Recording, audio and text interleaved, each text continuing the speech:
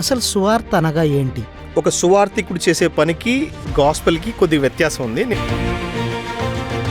సత్య మార్గాన్ని చూపించడానికి దేవుడు తన 12 మంది శిష్యులు ఒక శిష్యుని మన దేశం కోసం పంపించాడు. We are so blessed to have that privilege. నిజంగా యేసు ప్రభువు తక్కువ కులస్తుల దేవుడా? అసలు మనకున్నది ఒకే ప్రభువు అయినప్పుడు ఎందుకు వీళ్ళు పరిశుద్ధాత్మని నమ్మట్లేదు, లేదా నిజంగా పరిశుద్ధాత్ముడు ఉన్నాడా? సార్వత్రిక సంఘంలో చాలా మందికి పిలుపు ఏంటో తెలియదు. ఇక ప్రస్తుత దినాల్లో దేవుని స్వరం వింటున్నామంటే అది అబద్ధమే అంటున్నాడు. నాకు మొరపెట్టము, నేను నీకు ఉత్తరం ఇచ్చాను. ఎవరన్నారన్నమాట? తండ్రి పాస్టర్ అయితే ఆటోమేటిక్గా తన పిల్లలు కూడా సేవే చేయాలి. ఈ వారసత్వపు పరిచర్ల గురించి మీరేమంటారు? దేవుని పేరిట ఇలా వ్యాపారం చేయవచ్చా? దైవికమైనటువంటి జ్ఞానంతో నడిచేటువంటి వారు ఎలా సిద్ధపడి ఉంటారు, అలాగే సాతాను వాళ్ళ కోసం వేస్తున్నటువంటి ఆ ఉరులను ఎలా తప్పించుకుంటారు? స్త్రీ సంఘములో సేవకురాలుగా ఉండాలా, లేదా సువార్థికురాలుగా ఉండాలా? వాక్యాధారితంగా అయితే ఆయన ఎక్కడా ధృవీకరించలేదు స్త్రీలకు పిలుపు ఉందని.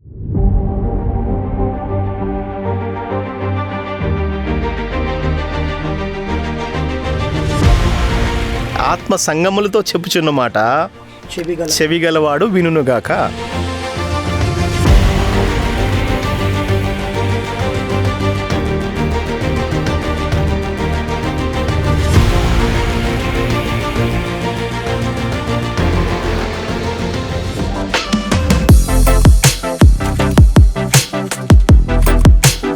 వెల్కమ్ టు డిసైపుల్ టాక్స్ అన్న. చాలా రోజుల తర్వాత తిరిగి మీతో కలిసి ఎపిసోడ్ చేయడానికి దేవుడిచ్చిన కృపను బట్టి ప్రభువుని స్తుతిస్తున్నాను. మన ఇంతకుముందు మాట్లాడిన విషయాలను బట్టి ఈ దినాన మన టాపిక్ ఏంటంటే, అసలు సువార్త అనగా ఏంటి? మన క్రైస్తవ ప్రపంచంలో కానీ లేదా బాహ్య ప్రపంచానికి కానీ సువార్త అనగా ఏంటి? ఈ సువార్త ఏ విధంగా సువార్థీకరణ జరగాలి? ఎందుకంటే ఈ దినాల్లో సంఘాలను గలిబిలి చేస్తున్న సువార్త అనేక రకాలుగా ఉన్నది. బిబ్లికల్ పాయింట్ ఆఫ్ వ్యూలో యేసు ప్రభువారు చెప్పిన సువార్త కావచ్చు, లేదా దైవజనులుగా అపోస్తులుగా మీరు ఈ సువార్త గురించి ఎలాంటి వివరణ ఇవ్వగలరు? మంచి ప్రశ్న, లేకపోతే మంచి టాపిక్ని ఈ దినం మీరు ఎంచుకున్నారు పాస్టర్ గారు. సో ఈ రోజుల్లో చాలామంది వాళ్ళు చేస్తున్నటువంటి పరిచర్యలో వారి యొక్క పిలుపులో నుంచి, లేకపోతే వారికి ఉన్న సేవా బాధ్యతల్లోంచి, వారు చేస్తున్నటువంటి వాటిలో నుంచి ఒక్కొక్కటి ఒక్కొక్క కోణంలో జరుగుతూ ఉంది. సార్వత్రిక సంఘంలో చాలా విషయాలు మనం పరిగణలోకి తీసుకోవాలి. ఏంటి అంటే, మొదటిగా సువార్త, లేకపోతే సువార్తని ఇంకోలాగా చెప్పొచ్చు మనం. ఏంటి అంటే ఎవాంజలిజం అంటున్నారు కదా, సువార్థీకరణ, లేకపోతే సువార్థీకరణ. సువార్త అనగా వేరు, ఓకే, సువార్త అనగా వేరు, అలాగే సువార్థీకరణ వేరు. ఇప్పుడు ఉదాహరణకు మీరు గమనించినట్లయితే బైబిల్లో చెప్పబడుతున్నటువంటి సువార్థికుని పని వేరు, ఓకేనా, అలాగే గాస్పల్ వేరు, ఓకేనా. గాస్పల్ అన్నా కూడా తెలుగులో సువార్తే వస్తుంది, ఓకేనా. గాస్పల్ అంటే మంచి వార్త, సువార్త, ఓకేనా. కానీ ఒక సువార్థికుడు చేసే పనికి గాస్పల్కి కొద్దిగా వ్యత్యాసం ఉంది. నేను బిబ్లికల్ పాయింట్ ఆఫ్ వ్యూలో అది చెప్పడానికి ప్రయత్నిస్తాను. మంచి సబ్జెక్ట్ని ఎంచుకున్నారు, ఎందుకంటే ప్రస్తుతం జరుగుతున్న సమాజంలో కాలింగ్స్లో ఉన్నటువంటి ప్రత్యేకమైనటువంటి విషయాలు మనం తెలుసుకోవాలి. ఈ ఉన్నటువంటి 5-fold మినిస్ట్రీలో one of the prominent role, ఎందుకు ప్రామినెంట్ రోల్ అని నేను అంటున్నానంటే,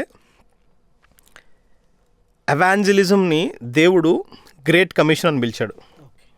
మత్తయి సువార్త 28వ అధ్యాయంలో 19వ వచనం మీరు కానీ చదివినట్లయితే, సర్వలోకానికి లేక సర్వ సృష్టికి మీరు సువార్త చెప్పి వారిని శిష్యులుగా సిద్ధపరచండి అనే మాటను మనం చూడగలుగుతాం. అక్కడ మాట్లాడుతున్న సువార్త ఒక ప్రత్యేకమైన సబ్జెక్టు. కానీ ప్రజెంట్ ఇప్పుడు జరుగుతున్నటువంటిది గాస్పెల్ అవుట్రీచ్. అంటే చాలామంది ఈ రోజుల్లో గాస్పెల్ అవుట్రీచ్ చేస్తూ ఉంటారు దీని గురించి. సో ఈ సబ్జెక్ట్ మాట్లాడుకుంటూ వస్తే మనం ఇంకొక అడుగు ముందుకేసి ఇంకొక సబ్జెక్ట్ కూడా మాట్లాడుకోవాల్సి వస్తుంది. ఆ సబ్జెక్ట్ని కూడా ఈ ఎపిసోడ్లో will try to cover that, okay. సువార్త అనగా దేవుడు గూర్చినటువంటి, లేకపోతే యేసు ప్రభు వారి గూర్చినటువంటి సువార్త అనేది మనం ప్రత్యేకంగా చూడాల్సింది. మీరు కానీ బైబిల్ గ్రంథం కానీ తీసుకున్నట్లయితే 1 కొరింథీ పత్రిక 15వ అధ్యాయంలో మీరు కానీ చూసినట్లయితే 1వ వచనం నుంచి మీరు 4వ వచనం గారు చూడగలిగితే ఇలాగో రాయబడి ఉంటుంది. చదువుతారా ఒకసారి? మరియు సహోదరులారా, నేను మీకు ప్రకటించిన సువార్తను మీకు తెలియపరుచుతున్నాను. ఇది ఎవరు మాట్లాడుతున్నారు? అపోస్తులైన పౌలు గారు మాట్లాడుతున్నటువంటి సబ్జెక్ట్. చదవండి.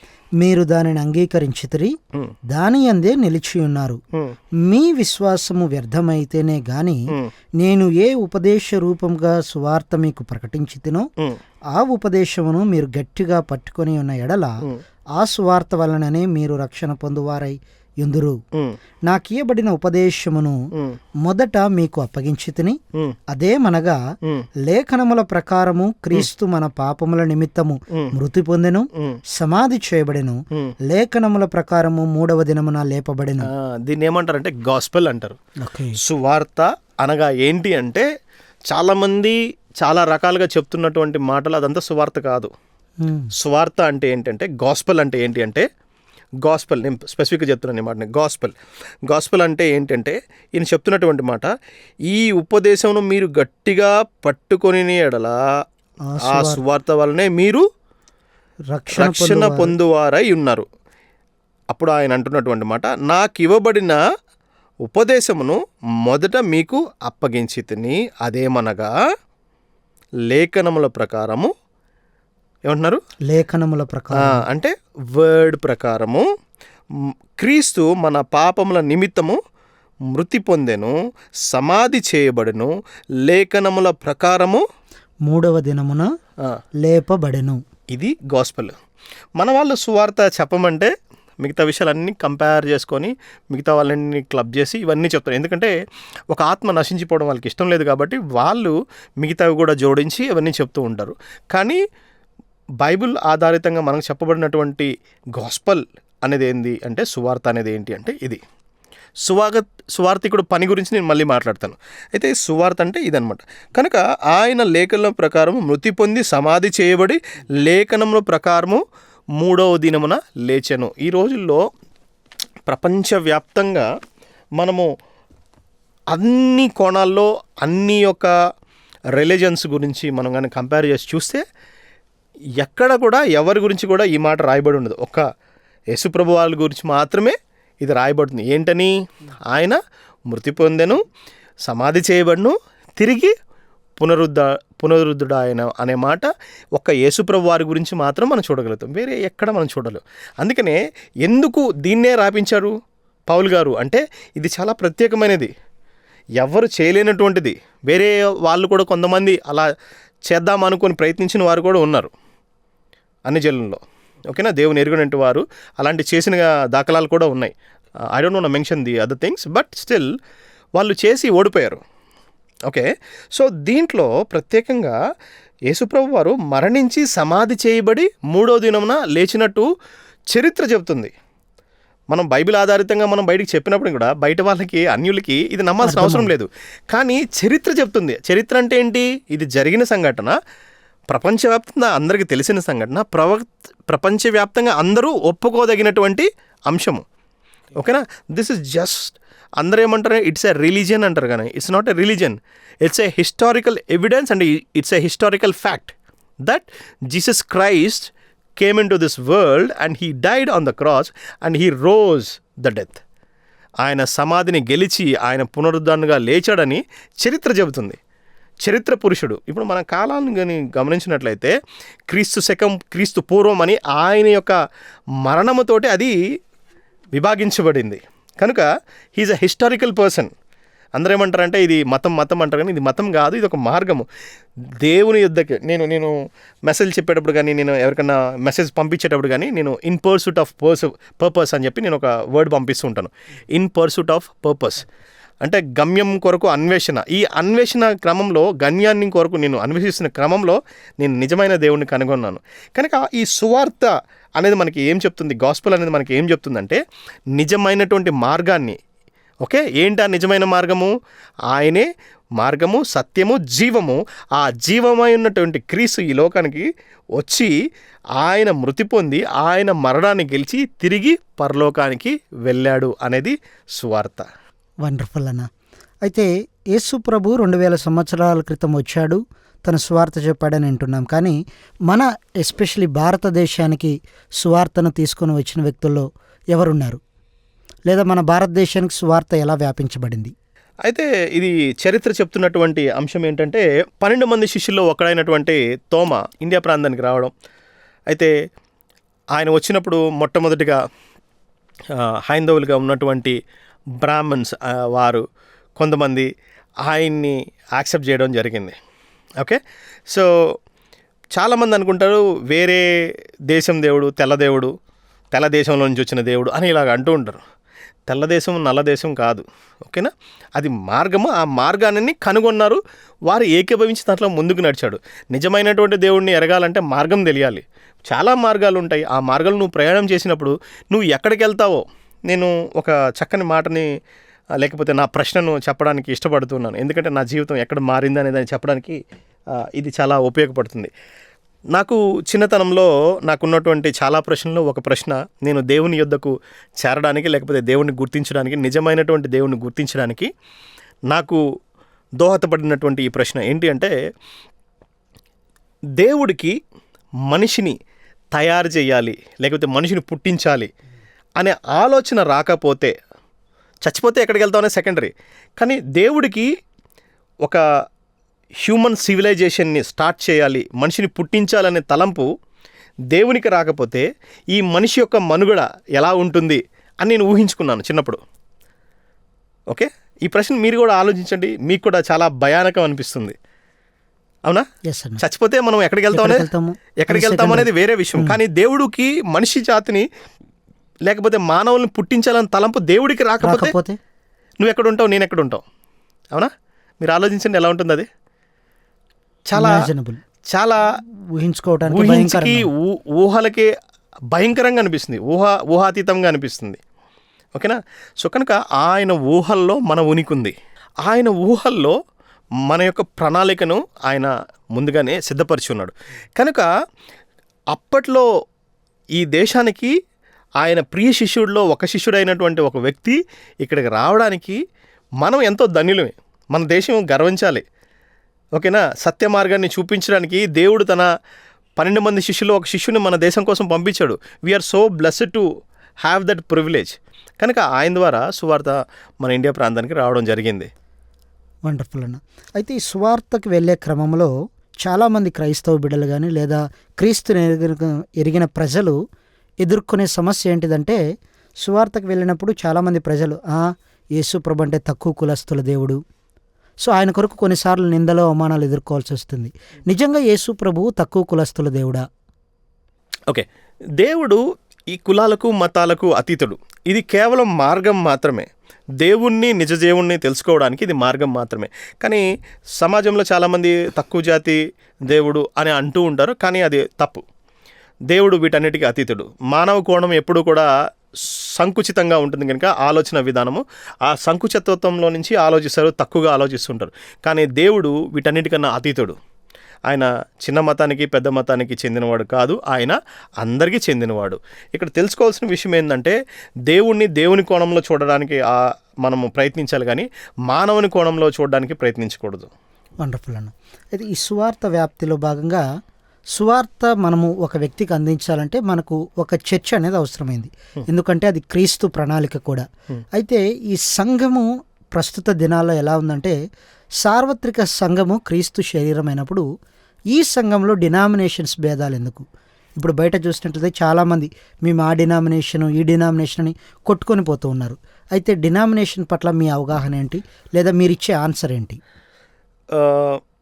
డినామినేషన్ అనేవి యాక్చువల్గా దీన్ని ఏమంటారంటే సిద్ధాంతపరమైన బోధ అంటారు. డినామినేషన్ అంటే సిద్ధాంతపరమైన బోధ అని. అంటే వాళ్ళు ఒక సిద్ధాంతం పెట్టుకున్నారు, ఆ సిద్ధాంతపరంగా వాళ్ళు ముందుకు వెళ్తున్నారు. So that is called denomination thing. సిద్ధాంతపరమైన బోధ డాక్ట్రినల్ అంటారు అనమాట దాన్ని. సో మీ డాక్ట్రిన్ ఏది అని అడుగుతారు. ఓకే, మీ డినామినేషన్ ఏది, మీ డాక్ట్రిన్ ఏంటి అని అడుగుతారు. సో సిద్ధాంతపరమైన బోధ అంటే డాక్ట్రినల్ అని అనమాట. సో కాబట్టి ఒక్కొక్కరు వాళ్ళకి నచ్చిన కొన్ని విధి విధానాలు పెట్టుకుని అలాగను ముందుకెళ్తూ ఉన్నారు. కానీ బైబిల్ పరంగా ఆలోచించినట్లయితే, మీరు నన్ను అడిగితే ఎండ్ ఆఫ్ ద డే మనం అందరూ కూడా వాక్యాన్ని ఏకీభవించాలి, వాక్యానుసారంగా జీవించాలి. రైట్. సో బైబిల్ పరంగా డినామినేషన్స్ అనేవి లేవు. ఈ డినామినేషన్స్ అన్నీ కూడా మీకు చర్చ్ హిస్టరీ ఐడియా ఉంటుంది కనుక రిఫర్మేషన్ డే గురించి మీకు ఐడియా ఉంటుంది. రీసెంట్గా రిఫర్మేషన్ డే కూడా మనం సెలబ్రేట్ చేసుకున్నాం కాబట్టి చాలామందికి అది తెలిసే ఉంటుంది. కనుక అక్కడి నుంచి డినామినేషన్స్ అనేవి స్టార్ట్ అవ్వడం జరిగింది. కనుక end of the day Jesus Christ is your denomination. End of the day Bible is your denomination. End of the day father, son and the holy spirit is your denomination. ఓకేనా? ఇది నీ యొక్క సిద్ధాంతం అయి ఉండాలి. ఈ రోజుల్లో అది కాకుండా నాది ఈ డినామినేషన్, నాది ఈ డినామినేషన్, నాది ఈ డినామినేషన్ అందరూ విభజించుకొని దాని ప్రకారం ముందుకెళ్తున్నారు. అందుకనే మీరు కానీ మత్తయి సువార్తలు కానీ గమనించినట్లయితే అక్రమం చేయువారులారా మీరెవరో నాకు తెలీదు అని దేవుడు చెప్తున్నాడు.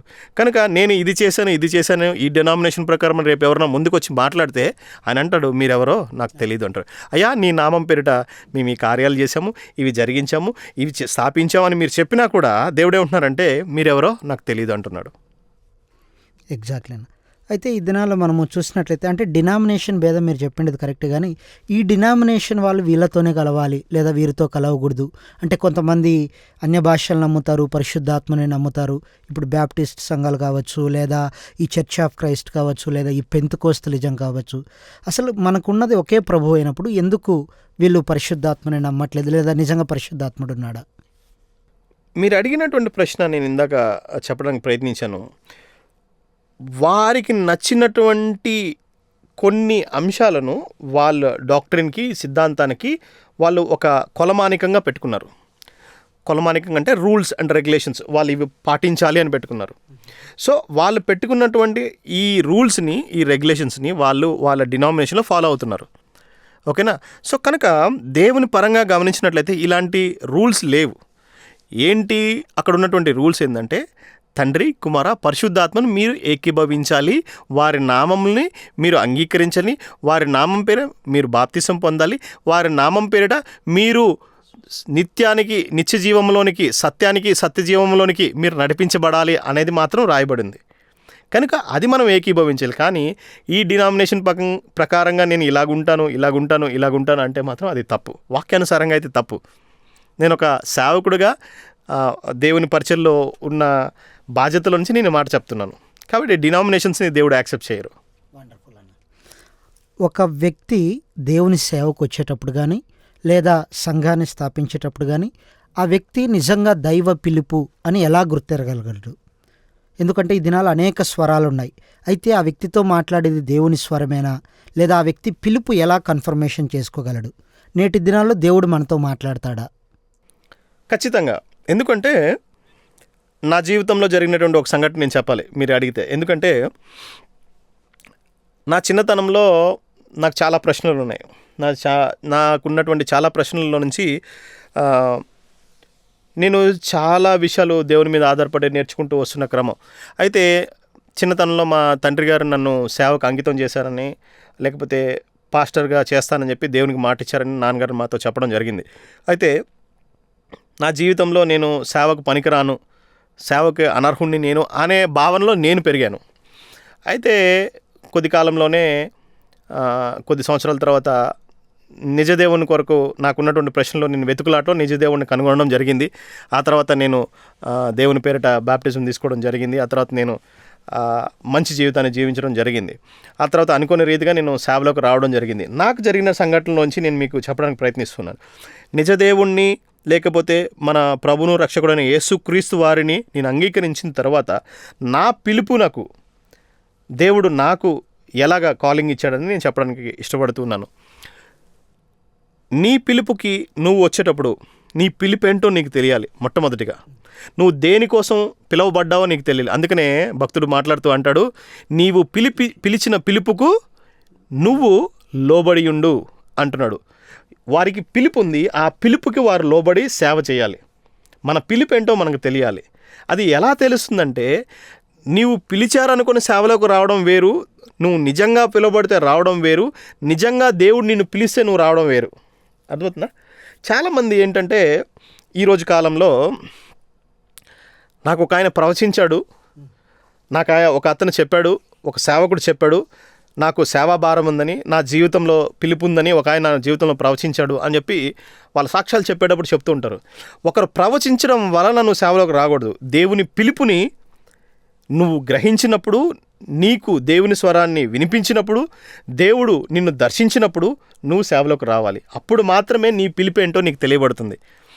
దేవుడు నన్ను దర్శించినప్పుడు, దేవుడి దర్శనాన్ని నేను చూసినప్పుడు, ఆ ప్రత్యక్షం నా కన్నులారా నేను చూసినప్పుడు నేను సేవలోకి రావడం జరిగింది.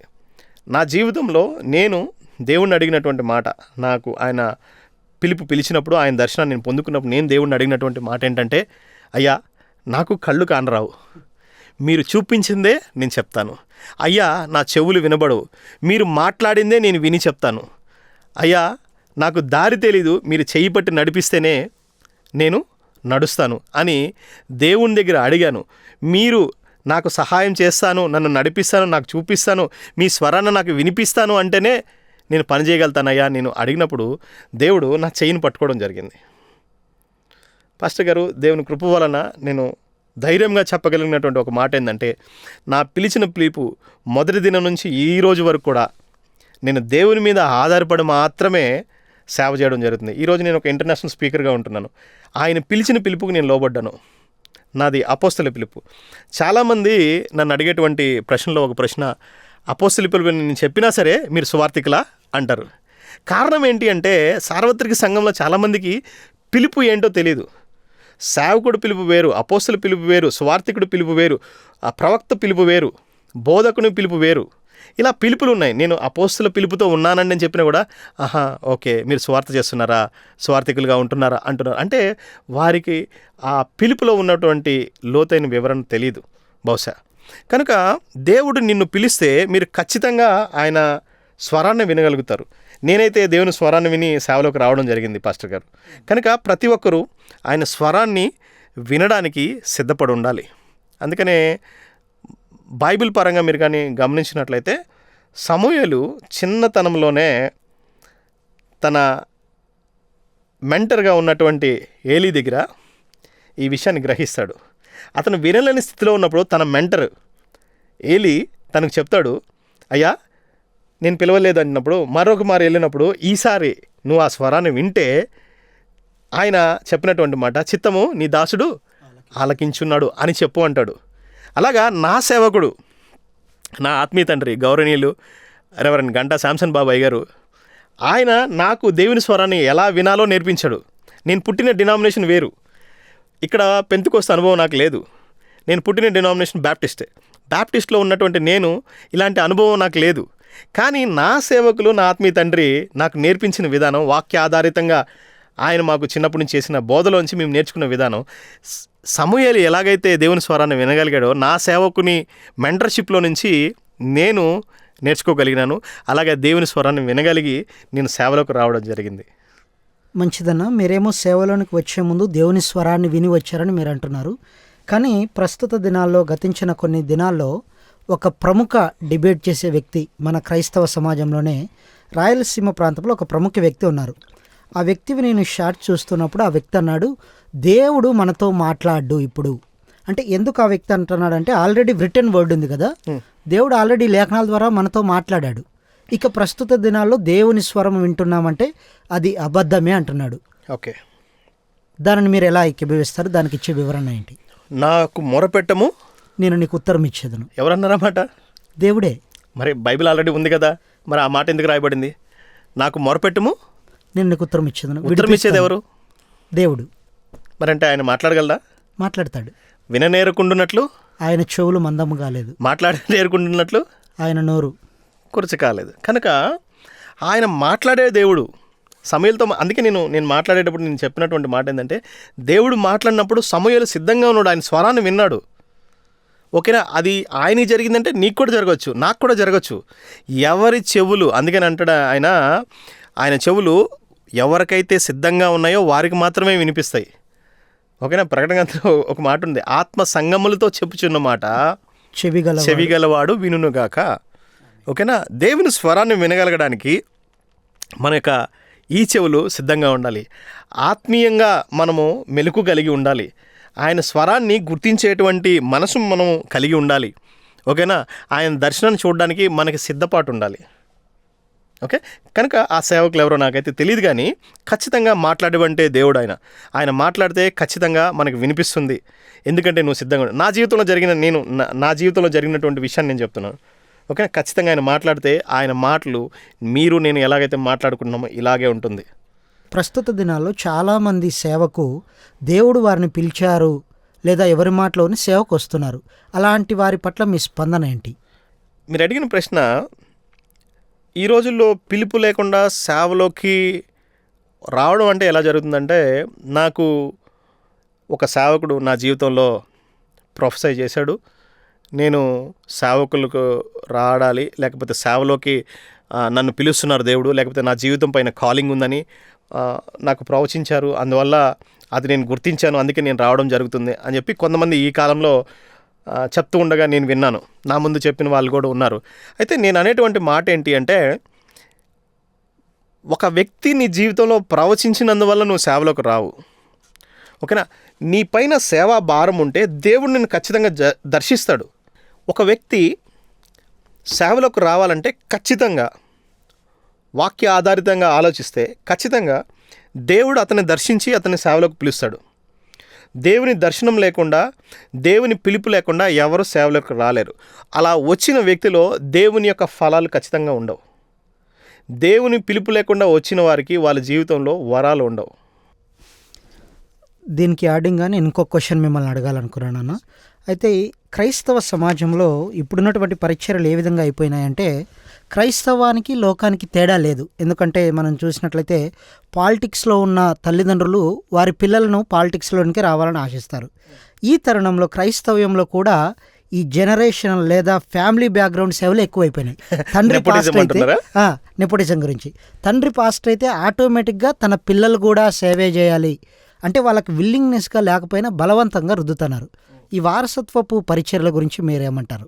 వారసత్వ పరిచర్యల గురించి చెప్పాలి అంటే, దేవుని పిలుపు లేకుండా సేవలోకి వస్తే వాళ్ళు ఖచ్చితంగా భ్రష్టులే అవుతారు. ఎందుకు అంటున్నానంటే ఈ మాట, దేవుని పిలుపు, దేవుని యొక్క సంఘాన్ని పాలించేటువంటి విషయంలో దేవుడు చాలా ప్రణాళిక కలిగి ఉన్నాడు. నేను ఒక రెఫరెన్స్ చెప్తాను, మీరు చదవండి. ఇర్మియా గ్రంథము 3వ అధ్యాయము 15వ వచనం మీరు ఒకసారి చదవగలిగితే బాగుంటుంది. ఇర్మియా గ్రంథం 3వ అధ్యాయం 15వ వచనం. నాకిష్టమైన కాపురులను మీకు నియమింతును, వారు జ్ఞానముతోనూ వివేకముతోనూ మిమ్ము నేలుదురు. ఏమంటున్నారు? నాకు ఇష్టమైన కాపురులను మీకు నియమింతును. అది ఇచ్చేది ఎవరు? నియమించేది ఎవరు? దేవుడు. దేవుడు నియమిస్తాడు. ప్రవక్త నియమించడు, వాళ్ళ నాన్నగారు నియమించడు. అర్థమవుతుందా? అంటే ఇక్కడ మాట్లాడబడుతున్నటువంటి మాట ఏంటంటే, నాకు ఇష్టమైన కాపరులను మీకు నియమింతురు. ఓకేనా. కాపరు నియమించేది ఎవరు? దేవుడు. దేవుడు. కాపరిని స్థిరపరుస్తున్నది దేవుడు. వాళ్ళు ఏం చేస్తారంట? జ్ఞానముతోనూ వివేకముతోనూ మిమ్మల్ని ఏలుదు. జ్ఞానం అంటే ఏంటి? దైవికమైనటువంటి జ్ఞానము.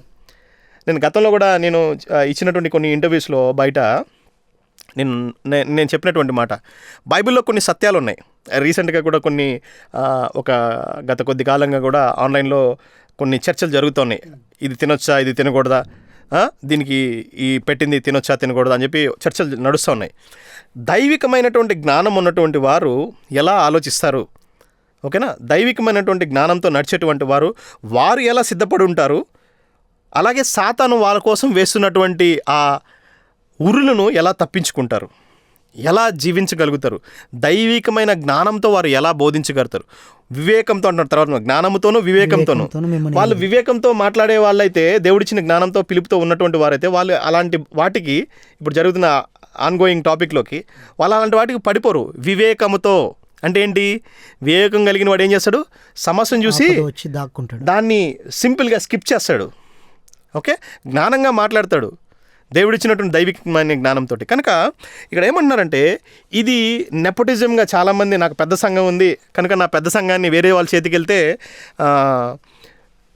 ఇదైపోతుంది అన్న ఉద్దేశంలో వాళ్ళు ఎవరు నెపోటిజం మెయింటైన్ చేస్తున్నది ఇంట్లో కూడా. దేవుని పనిలో కూడా, క్రైస్తవ్యంలో కూడా మన కొంతమంది పాస్టర్స్ వాళ్ళ పిల్లల్ని సేవలోకి వాళ్ళకి ఇష్టం లేకపోయినా కూడా వాళ్ళు తీసుకురావడం జరుగుతుంది. కనుక అది చాలా తప్పు. డిజిటల్ సంఘాలపైన మీకున్న అభిప్రాయం ఏంటన్నా? ఎందుకంటే సార్వత్రిక సంఘము ఈనాడు సంఘ కాపురి అక్కడ లేకుండా తెరల మీద సంఘాలు జరుగుతున్నాయి. దీని గురించిన మీ ఒపీనియన్ ఏంటి? దేవుడు మనకిచ్చినటువంటి బాధ్యతలో నుంచి పెద్ద సంఘాల గురించి లేకపోతే ఇప్పుడు జరుగుతున్న ప్రజెంట్ వాటిలో నుంచి మనం కానీ ఆలోచించినట్లయితే యోహాను సువార్తలో మనం కానీ గమనిస్తే ఆయన ఒక మాట మాట్లాడుతూ ఉన్నారు. ఏమని మాట్లాడుతున్నారంటే, నా గొర్రెలు నా స్వరము వినును. ఉదాహరణకి డిజిటల్ సంఘాలు ఉన్నాయి. డిజిటల్ సంఘంలో ఉదాహరణకు నేను ఈ ప్రాంతంలోనో మీరు వేరే ఊర్లో ఉన్నారు. మీరు అక్కడ బాధపడితే మీ నొప్పి నాకు ఇక్కడ తెలుస్తుందా? తెలియదు. మీ కుటుంబంలో ఎవరికైనా ఏదైనా సమస్య వస్తే నాకు ఇక్కడ తెలుస్తుందా? తెలియదు. నా సంఘంలో లేకపోతే నేను పరిచయం చేస్తున్న ఏరియాలో నా సంఘ బిడ్డకు లేకపోతే వారి కుటుంబానికి వారికి ఉన్నటువంటి అవసరతకి నేను అందుబాటులో ఉంటాను. డిజిటల్ సంఘాల్లాగా ఉండవు. రీసెంట్ టైమ్స్లో నేను ఒక డిబేట్ ఒకటి నేను వినడం జరిగింది. వాళ్ళు మాట్లాడుతున్నారు, ఆ హోస్ట్ క్వశ్చన్ అండ్ ఆన్సర్కి జవాబిస్తున్నటువంటి ఆ పాస్టర్ గారితో, అలాగే వారి సంఘ పాస్టర్ గారు కూడా పక్కపక్కన కూర్చుంటే ఈ హోస్ట్ అడుగుతున్నటువంటి ప్రశ్న, సంఘం అయిపోయిన వెంటనే మా సంఘంలో సుమారు 5,000 మంది సంఘం అయిపోయిన వెంటనే మా పాస్టర్ గారి చేత ప్రార్థన చేయించుకుంటారు అని అన్నారు. వాళ్ళకి ఫస్ట్ సర్వీస్కి సెకండ్ సర్వీస్కి మధ్యలో గ్యాప్ 1 అవర్. ఆ 1 అవర్ క్రమంలో 5,000 మందికి ఆయన ప్రార్థన చేశాడని ఈ హోస్ట్ ఆయన అడుగుతున్నాడు. అది విన్న తర్వాత నాకు చాలా హాస్యంగా అనిపించింది. అంటే నీ సేవకునికి నీ సమస్య లేకపోతే నీ కుటుంబ సమస్య, నీ అవసరత ఎంత మట్టుకు తెలుసు అనేది చాలా ప్రాముఖ్యం. అలాగని నేను పెద్ద సంఘాలు పెట్టుకోకూడదని నేను చెప్పడం లేదు, లేకపోతే పెద్ద సంఘాలను కలిగి ఉండడం తప్పని నేను చెప్పడం లేదు. కానీ ఇక్కడ మనం తెలుసుకోవాల్సిన విషయం ఏంటంటే, బైబిల్లో నుంచి నేను ఒక జవాబుని చెప్పడానికి ఇష్టపడుతున్నాను. మోషే గారు సుమారు బైబిల్ కొలమానం ప్రకారం ఆలోచించినట్లయితే సుమారుగా 6 లక్షల కాల్బలాన్ని ఆయన నడిపించినట్టు ఉంది. అయితే ఆయన చాలా కష్టపడుతూ ఉన్నప్పుడు వాళ్ళ మామగారు ఒక మంచి చక్కని మాట మాట్లాడతారు. ఏంటంటే, అయ్యా నువ్వెందుకు ఇంత కష్టపడుతున్నావు, నువ్వెందుకు ప్రతిదానికి ఇంత టెన్షన్ అయిపోతున్నావు, నీ కింద 100కి 50కి 500కి నువ్వు ఇట్లా ఒకరిని పెట్టు, నాయకులుగా నియమించు, ఓకే, నీ ఆత్మ వారి మీద పనిచేస్తుంది అని చెప్పి ఆయన చెప్తున్నాడు. ఇక్కడ మనకి ఏం నేర్పిస్తున్నాడంటే ఆ మాట ద్వారా, ఎవరైతే నాయకుడు లేకపోతే పాస్టర్ గారు ఉన్నారో ఆ పాస్టర్ గారు ఇలాంటి సంఘాల్లో పెద్ద సంఘాలు కలిగి ఉన్నప్పుడు వాళ్ళ కింద చిన్న సేవకుల్ని లేకపోతే అసిస్టెంట్ పాస్టర్లుగా నియమించుకోవాలి. అర్థం పాస్టర్ గారు? సో కనుక మనం ఏది మాట్లాడినా కూడా బైబిలే మనకి ప్రామాణికం. ఈ సంవత్సరం మనం మాట్లాడుకున్న ఇలాంటి సమస్యకి దేవుడు ఆ కాలంలోనే, ఎప్పుడు యేసుప్రభు రాకముందే ఆ కాలంలో దీనికి జవాబు సిద్ధపరిచారు. దేవుడు చూడండి ఎంత ప్రణాళిక కలిగి ఉన్నాడు. కానీ ఈ రోజుల్లో జనాలు ఇలాంటి ఆలోచన కలిగి ఉంటారు. కనుక అక్కడ మోషే గారికి కష్టపడుతుంటే వాళ్ళ మామగారు ఈ మాట చెప్తున్నాడు. ఏమని? అయ్యా వారు ఉన్నారు, వారు చూసుకుంటారని. ఈరోజు అలా ఎంతమంది సేవకులు బయట వారికి తమ సంఘంలో బిడ్డలకి అనుమతిస్తున్నారు, నా కుమారుడే నెక్స్ట్ పాస్టర్ కావాలి, నా కుమారుడే నెక్స్ట్ ఇది చేయాలని. అలా సేవ లేకుండా పరిచర్యకు వచ్చే వాళ్ళకి కానీ సరైన సపోర్ట్ లేదు పాస్టర్. ఖచ్చితంగా అది బాధాకరమైన విషయం. ఓకే, అయితే ఈ పెద్ద సంఘాలు కలిగిన వారు ఈ డిజిటల్ సంఘాల గురించి మాట్లాడుతా నేను ఇంకొక అడుగు ముందుకు వేయాలని ఆశిస్తున్నాను. ఈ డిజిటల్ సంఘాలను కలిగిన ఒక వ్యక్తి దేవుని సేవను, దేవుని పేరును అడ్డం పెట్టుకొని ఇప్పటికే చాలా బిజినెస్ చేస్తున్నాడు. రీసెంట్గా ఆయన ఒక బిజినెస్ టాక్టిక్ చేశాడు. అదేంటిదంటే, ఈ పరిశుద్ధ బైబిల్ గ్రంథం మీద తను సిగ్నేచర్ చేసి తన సంతకం పెట్టి ఇస్తాడంట. ఆ సంతకాన్ని మనం 10,000 12,000 పెట్టి కొనాలి. దేవుని పేరిట ఇలా వ్యాపారం చేయవచ్చా? ఇలా వ్యాపారం చేస్తే ఖచ్చితంగా దేవుడు కొరడా తీసుకుంటాడు. బైబిల్లో క్లియర్గా రాయబడింది, నా మందిరాన్ని మీరు దొంగల గృహగా మార్చారు అంటున్నాడు. ఓకేనా? ఇలాంటివి చేస్తే మాత్రం ఖచ్చితంగా దేవుడు వారిపైన కొరడా చెల్లుమనిపిస్తాడు. ఇది ఈరోజు జరగలేదు, ఆ రోజుల్లో కూడా ఇలాంటి జరిగింది, అందుకని ఆయన కోప్పడ్డాడు. ఓకేనా? ఇప్పుడు వాళ్ళు ఏం చేస్తున్నారంటే, ఓకే మీరు అడిగారు కాబట్టి నేను ఒక అడుగు ముందుకేసి ఒక మంచి ఎగ్జాంపుల్ చెప్పడానికి ప్రయత్నిస్తాను. ఉదాహరణకు బైబిల్లో నుంచి ఇలాంటి సాలిడ్ ఎగ్జాంపుల్ దేవుడు నాకు ఇప్పుడే జ్ఞాపకం చేశారు. ఏంటి అంటే, ఒక పాస్టర్ గారు సంతకం చేసి అమ్ముతున్నాడు కదా, దీన్ని ఏమంటారంటే మర్చెండైజ్ అంటారు. ఏమండి? దీన్ని ఏమంటారంటే మర్చెండైజ్ అంటారు, ఆర్ దీన్ని ఒక అమ్మేదానికి లేకపోతే ఆయన డబ్బు సంపాదించుకునేందుకు ధనార్జనకు ఒక కారణంగా ఉంది. బైబిల్లో కూడా ఇలాంటి సందర్భం ఒకటి ఉంది, కానీ ఆయన ఆ పని చేయలేదు. అదేంటో నేను మీకు ఎగ్జాంపుల్ చెప్పడానికి ప్రయత్నిస్తాను. ఒక ఉదాహరణ ఏంటంటే, మీరు ఒక యుద్ధానికి వెళ్ళారు, లేకపోతే ఒక ప్రాంతానికి వెళ్ళారు. సాధారణంగా ఉదాహరణకి చిన్న ఎగ్జాంపుల్ చెప్తాను. నేను శ్రీలంక వెళ్ళాను. శ్రీలంక వెళ్ళినప్పుడు, శ్రీలంక నుంచి రిటర్న్ వచ్చేటప్పుడు నేను శ్రీలంక పేరు కలిగినటువంటి ఒక చిన్న మ్యాగ్నెట్ పీస్ని నా ఫ్రిడ్జ్ మీద అతికించుకోవడానికి తీసుకొచ్చాను. ఓకేనా. నేను నేపాల్ వెళ్ళినప్పుడు నేపాల్ నుంచి ఒక ఫ్రిడ్జ్ మ్యాగ్నెట్ తీసుకొచ్చాను. నేను థాయిలాండ్ పాస్టర్స్ మీటింగ్ వెళ్ళినప్పుడు థాయిలాండ్ నుంచి ఒక థాయిలాండ్ అనేది మ్యాగ్నెట్ తీసుకొచ్చాను. ఓకేనా. నేను ఇంకొక ప్రాంతానికి వెళ్ళినప్పుడు ఆ ప్రాంతానికి సంబంధించిన మ్యాగ్నెట్ తీసుకొచ్చాను నాకు గుర్తుగా. ఒకవేళ నా ప్రశ్న మీకు ఇప్పుడు, మీరు ఒక యుద్ధానికి వెళ్ళారు, యుద్ధానికి వెళ్ళినప్పుడు మీ దగ్గర ఉన్నటువంటి ఒక వస్తువు మీకు ఉపయోగపడింది అనుకోండి, దాంతో మీరు మంచిగా యుద్ధం చేశారనుకోండి, ఆ వస్తువుని మీరు పడేస్తారా? మన ఇంట్లో కానీ పెట్టుకుంటాం, భద్రంగా దాచుకుంటాం. వండర్ఫుల్, మంచి మాట చెప్పారు. ఇప్పుడు నా ఎగ్జాంపుల్ ఏంటి అంటే, ఒక వ్యక్తి ఒక యుద్ధానికి వెళ్ళాడు. ఆ యుద్ధానికి వెళ్ళినటువంటి వ్యక్తి ఆ వెపన్ తోటి, అతని చేతిలో ఉన్నటువంటి ఆ మారణాయుధంతో అద్భుతమైనటువంటి యుద్ధం చేశాడు. అయితే ఆ వస్తున్నటువంటి వ్యక్తి ఆ మారణాయుధాన్ని, ఆయన చేతిలో ఉన్నటువంటి ఆ మారణాయుధాన్ని పట్టుకొని ఆయన వస్తూ కింద పడేసి వచ్చాడు. చెప్పంటారా? వచనంగానే చెప్పారంటే మీరు అద్భుతంగా ఫీల్ అవుతారు. ఏంటి అంటే, సంసోను ఒక దవడ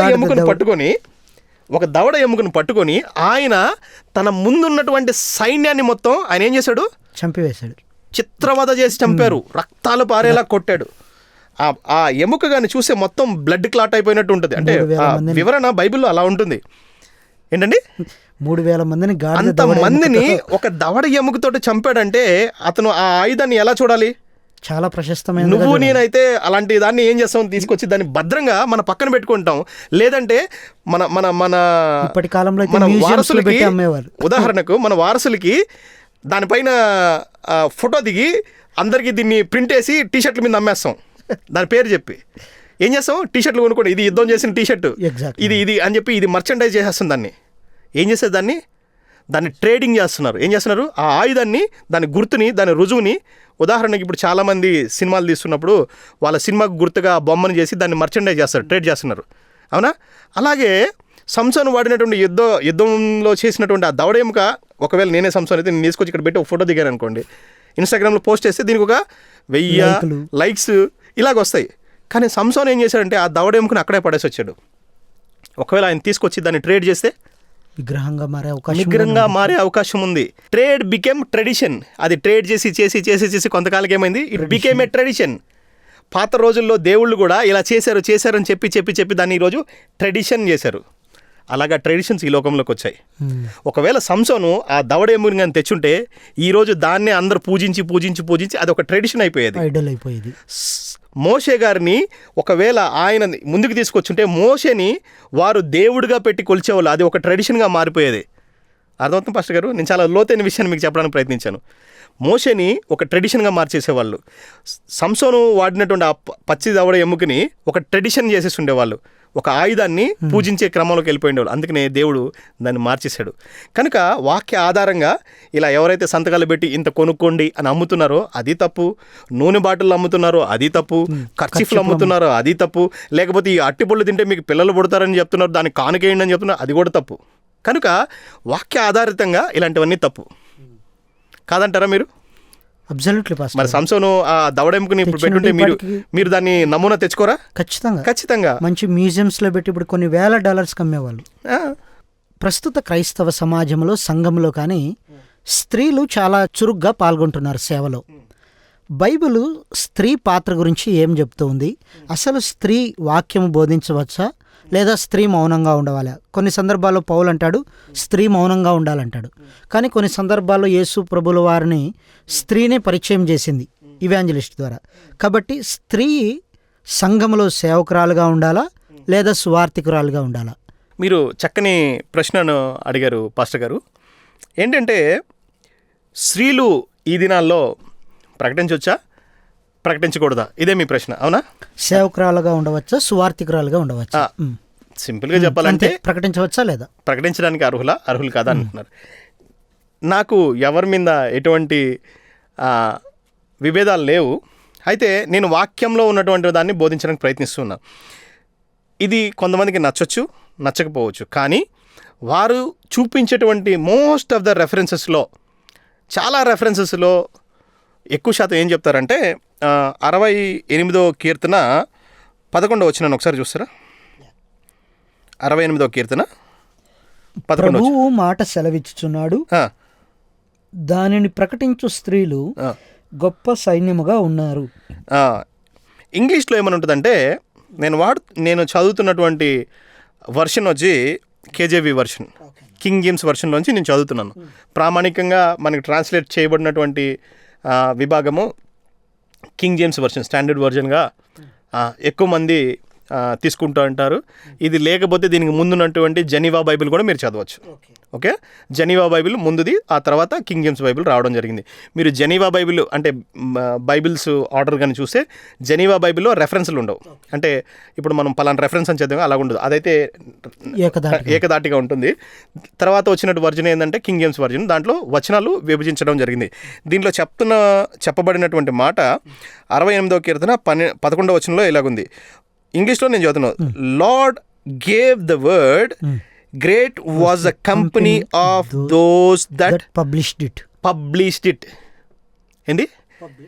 పబ్లిష్డ్ ఇట్. ఇంగ్లీష్లో ఇలాగుంది, అంటే పబ్లికేషన్ ఆర్ పబ్లిష్ అనే మాటను వాడబడింది. కానీ తెలుగులోకి వచ్చేలాగా ఏమైంది? దాన్ని ప్రకటించు స్త్రీలు.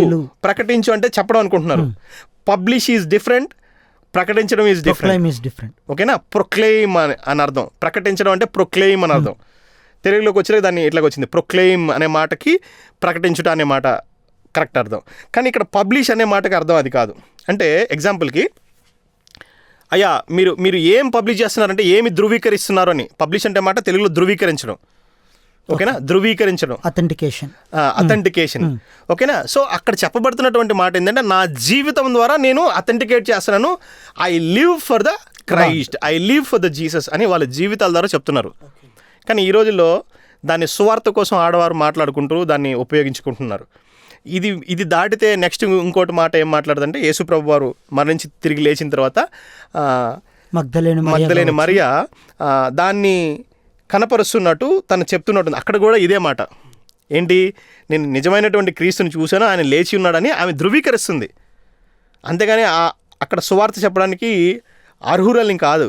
ఆమె చూసిన దాన్ని, నేను కనిన వాటిని వినిన వాటిని ప్రచురపరుస్తున్నా అంటే ఏంటి? ఆమె సాక్ష్యం ఇస్తుంది. సాక్ష్యం చెప్పడం వేరు, ఓకేనా? ధృవీకరించడం వేరు.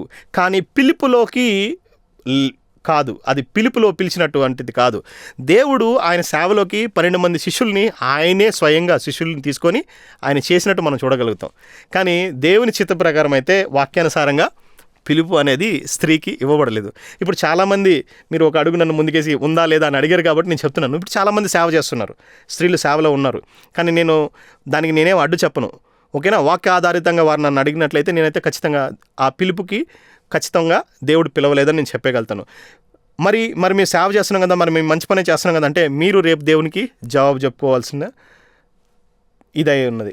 కనుక మీరు పిలిచిన పిలుపుకి మీరు లోబడి ఉండి అన్నాడు కాబట్టి మీకు పిలిచిన పిలుపు అని మీరు ఏదైతే అనుకుంటున్నారో రేపు మీరు జవాబు చెప్పాల్సింది. మత్తయి చెప్పబడినట్టుగా 24లో మీరు రేపటి దినాన నేను పలానా చేశానంటే ఆయన జవాబు చెప్తాడు, నేను కాదు. వాక్యాధారితంగా అయితే, ఎందుకంటే పరిశుద్ధాత్ముడు వాక్యానికి మించి ఏది చేయడు కనుక వాక్యాధారితంగా అయితే ఆయన ఎక్కడా ధృవీకరించలేదు స్త్రీలకు పిలుపు ఉందని. ఎందుకంటే అంత ఇంపార్టెంట్ లేడీస్కి దేవుడు వాక్యం చెప్పడానికి ఇచ్చుంటే 12 మందిలో ఒకరిని స్త్రీగా తీసుకొని ఉంటాడు ఖచ్చితంగా. కనుక ఆయన తీసుకోలేదు కాబట్టి అది దేవుని చిత్తం. ఓకే, చాలామంది స్త్రీ ప్రసంగాల నుంచి లేదా స్త్రీలుగా వాడబడుతున్న పరిచారకుల గురించి నేను విన్న మాట ఏంటిదంటే, సమరయ స్త్రీ సుకారను బావి వద్ద ప్రభువుని కలుసుకుంది, తర్వాత గ్రామానికి వెళ్ళి అక్కడ ఇవాంజలిజం చేసింది కదా. స్త్రీ ఒక ఇవాంజలిస్ట్గా ఉండవచ్చు. లేదా బైబిల్లో పాత నిబంధన గ్రంథంలో కానీ మిరియామును వాడుకున్నాడు, తర్వాత ఎస్తేర్ను వాడుకున్నాడు తన ప్రజల కొరకు, తర్వాత రూతును వాడుకున్నాడు. సో ఈ ప్రాంతాల్లో ఎక్కువ స్త్రీ వాడబడింది కదా. స్త్రీ పరిచర్య చేయకూడదని ఎలా చెప్పగలరు అని చెప్తా ఉన్నాను. నేను ఇప్పుడే చెప్తూ ఉన్నాను పాస్టర్ గారు. ఏంటి అంటే, దేవుడు పాత నిబంధన కాలంలో మీరు ప్రస్తావించిన ఈ సబ్జెక్టులన్నీ కూడా పాత నిబంధన కాలంలో లేకపోతే ధర్మశాస్త్రం ప్రకారం ఓల్డ్ టెస్ట్మెంట్లో ఉన్నటువంటి సబ్జెక్ట్స్. అక్కడంతా కూడా వారి జీవితాలను ఇప్పుడు మనకి మాట్లాడుకోవడానికి ఈరోజు ఈ బైబిల్ గ్రంథం మన దగ్గర ఉన్నది. ఆ రోజుల్లో వాళ్ళకి బైబిల్ లేదు. వారు ఏదైతే జీవితం జీవించో అది రాయబడంగా మనం చదువుకుంటున్నాం లైఫ్ స్టైల్ని. ఓకేనా, హిస్టారికల్ ఎవిడెన్స్ ఇది. సో వారు సేవ చేయలేదు, వారి జీవితాన్ని జీవించారు. అది వారి జీవితాల్లో దేవుని కలిగి ఉండడం చూపించారు, నిజమైన దేవుని జీవితం ద్వారా. అది స్వార్థ ప్రకటించడం కాదు, జీవితం ద్వారా స్వార్థ ప్రకటించడం. వాళ్ళు బోధ చేయలేదు, వారు మంచి జీవితాన్ని జీవించారు. దట్ ఈస్ కాల్డ్ ధృవీకరించడం. మన లైఫ్ స్టైల్ని మనం ఈ సమాజానికి చూపిస్తున్నాం, నేను మంచి జీవితం జీవించానని. స్వార్థ చెప్పడం అంటే నోటితో చెప్పడం. ఓకేనా, బోధ చేయడము లేకపోతే పిలిచిన పిలుపుకి చెప్పడం అంటే నోటితో చెప్పడం. మీరు బయటికి వెళ్ళి వాక్యం చెప్తున్నారు కదా, అది నోటితో చెప్తున్నారు. కానీ ఈ రూతు, మీరు ఎవరైతే వీళ్ళందరూ చెప్పారో వాళ్ళు జీవితం జీవించి చెప్పారు. అంటే దాన్ని విట్నెసింగ్ ద గాడ్.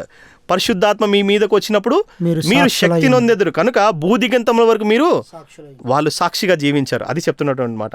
కొత్త నిబంధనకు వచ్చేలాగా యేసుప్రభు వారు ఆయన 12 మంది శిష్యుని పెట్టారు. ఒకవేళ అదే క్రమం అంటే ఆయన పెట్టుండేవారు కదా.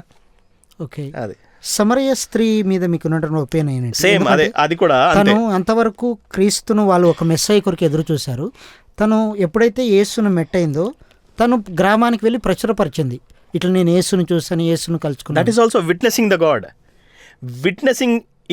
Witnessing the God is different. అంటే ఆ మాట ప్రకారం పబ్లిషింగ్, ఇందాక 68:11 చదివాం కదా. పబ్లిషింగ్ అంటే ఏంటి? నేను ధృవీకరిస్తున్నాను, నేను నిజమైనటువంటి దేవుణ్ణి చూశాను అని ఆమె ధృవీకరిస్తుంది. నేను చూశాను, నేను కనుగొన్నాను అని ఆమె జరిగిన విషయాన్ని అక్కడ కనపరుస్తుంది. అది సువార్త చెప్పడం కాదు. నేను కనుగొన్నాను, ఈయన నేను చూశాను. ఇప్పుడు ఫర్ ఎగ్జాంపుల్కి మనం ఏదైనా ఒక విచిత్రమైన దాన్ని చూసామనుకో, నేను చూశాను, I was the I witness, నేను కళ్ళతో చూశాను అని మనం ఎలా ధృవీకరిస్తాం, ఆమె అలా చెప్తుంది. ఆమె సువార్త ప్రకటించడంలా ఆమె జీవితంలో జరిగిన ఎన్కౌంటర్ని ఆమె బయటకు అందరికి చెప్తుంది. సువార్త చెప్పడం అంటే దానికోసం వారి జీవితాన్ని స్థాపించి దానికి సమర్పించుకొని ఇంకా అదే జీవితం జీవించడం. అలా జీవించుకోవడానికి దేవుడు ఇచ్చినటువంటి ఇదే పిలుపు, సేవా బాధ్యత. ఓకేనా, పిలుపు అది వేరు, ఇది వేరు. నువ్వు విట్నెస్ చేయడం అంటే నీకు జరిగిందని నువ్వు ధృవీకరించి చెప్తున్నావు, ఇది జరిగింది నా జీవితంలో అని చెప్తున్నావు. కన్ఫ్రంటేషన్ అంటారు దాన్ని. ఆమెకు జరిగింది బావి దగ్గర నిజమైన దేవుణ్ణి ఆమె చూసి ఆమె కన్ఫ్రంట్ చేస్తుంది. ఏమని? నా పాపాలు నేను ఒప్పుకుంటున్నానని చెప్పి ఆమె ఒప్పుకొని ఆమె కన్ఫ్రంట్ చేస్తుంది, నిజమైన దేవుని చూశాను అని బయటికి చెప్తూ ఉంది. ఓకేనా, అయితే సేవ చేస్తున్నటువంటి వారు ఎవరైతే ఉన్నారో పిలిచిన పిలుపుకు వారు లోబడి ఆ పిలుపుకు తగిన జీవితాన్ని జీవిస్తూ వారు సమర్పించుకొని చేస్తున్నటువంటి వారు. సేవ వేరు, ధృవీకరించడం వేరు. అకార్డింగ్ టు బైబిల్ ప్రకారం అయితే స్త్రీ సేవకు అర్హురాలు కాదంటారు. ఖచ్చితంగా వాక్యం అయితే అదే సెలవిస్తుంది. పరిశుద్ధ గ్రంథమైనటువంటి బైబిల్ అదే సెలవిస్తుంది. ఇప్పుడు పరిచర్యలో సేవకుడు ఉంటాడు, ఆ సేవకునికి సపోర్టివ్గా సేవకురాలుగా ఉండకూడదు? ఉండొచ్చు. అదైతే సేవా కార్యక్రమాలు ఉండొచ్చు. ఖచ్చితంగా సేవకునికి భారీగా ఉన్నటువంటి వ్యక్తి స్త్రీగా సంఘక్రమాన్ని పాటించవచ్చు. ఎందుకంటే మొదటి కొరింథీ పత్రిక 11వ అధ్యాయంలో ఆయన హైరార్కీ గురించి మాట్లాడుతున్నారు. తండ్రి గారు, శిరస్సు, భర్త, ఇలా క్రమబద్ధీకరణ హైరార్కీ మాట్లాడుతూ అక్కడ మాట్లాడుతున్నారు. కనుక భార్యకు భర్త కవరింగ్గా ఉన్నాడు. ఓకేనా, కనుక తన కింద లేకపోతే తనతో పాటు కలిసి పనిచేయడం భార్యాభర్తలకు ఇచ్చినటువంటి బాధ్యత. అదే చేయవచ్చు వాక్యానుసారంగా. ఓకే, అయితే ఇందాక మనం మాట్లాడుకున్న రీతిగా స్త్రీకి సంఘ బాధ్యతలు వాక్యానుసారంగా అప్పగింపబడలేదంటారు కదా పాస్టర్ గారు? ఖచ్చితంగా. Okay, thank you for your valuable time. ఇంతవరకు మనము సువార్త అంటే ఏంటి, సువార్త ఎలా జరగాలి, అసలు పరిచర్యకి ఎలా రావాలి, వీటన్నిటినీ మీరు మీ బిబ్లికల్ నాలెడ్జ్లో లేదా బైబుల్ ఆధారపరంగా మీరు ఇంతవరకు మీ విలువైన సమయాన్ని వెచ్చించి అమూల్యమైన సలహాలు ఇచ్చినందుకు మీకు ప్రత్యేకంగా వందనాలు. తిరిగి మరలా ఎపిసోడ్లో కలుసుకుందాం. Thank you pastor.